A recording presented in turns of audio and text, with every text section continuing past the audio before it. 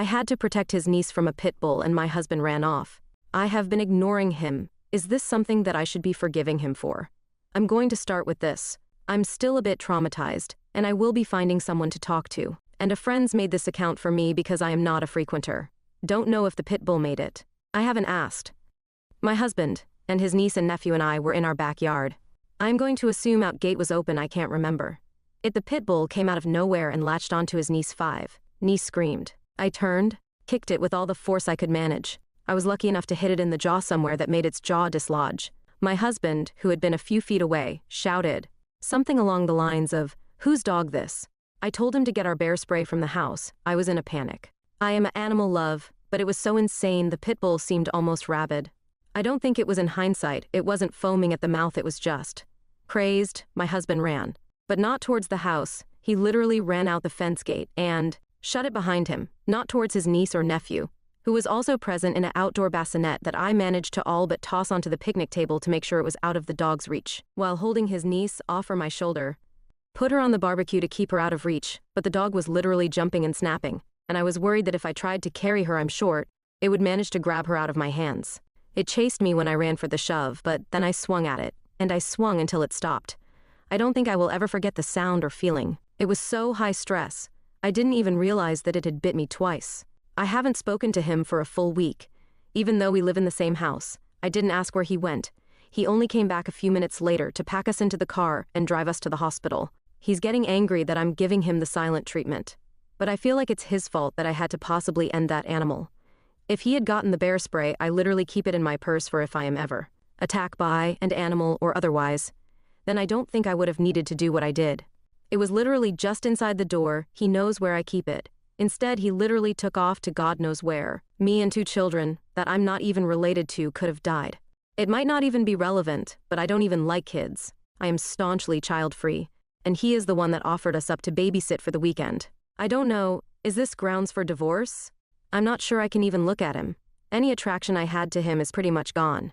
He tried to touch me yesterday, just to move me so he could pass, and I smacked his hand away without even thinking about it like he was some stranger at a bar, because it was literally jarring.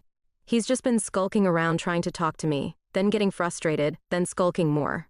I wasn't expecting him to be macho and fist fight the freaking dog, but at least follow instruction, at least not leave me in a life and death situation with a toddler and an infant. Should I be able to chalk this up to in the moment panic? I don't even know if I want to hear him out. Update. My friend said that people update often, but I don't know how to attach it to the other post. I thought I'd update since there had been a few things that happened, kinda. Sorry if this is needlessly long. And I didn't expect this to get this many comments and kindnesses. And I want to say I'm so sorry to everyone that has experienced anything similar because, my God, it has not been easy. For everyone worried about my mental health, I did get in through an app with my work yesterday because I decided I really needed it and labeled it high priority. However, it felt like it was just a parliamentary meeting, and she said she wanted to get me to feeling a bit more comfortable because I was visibly tensing up whenever I started talking about it. And she even noticed it through the video chat. Last night, also I told my husband I needed space. I apologize that I don't have more of an update on our relationship than that. I wasn't as nice as I wanted to be. He argued and didn't want to leave, it's my house. But I told him I just didn't want to look at him, that I couldn't look at him. He cried, and I hate that I felt apathetic towards it.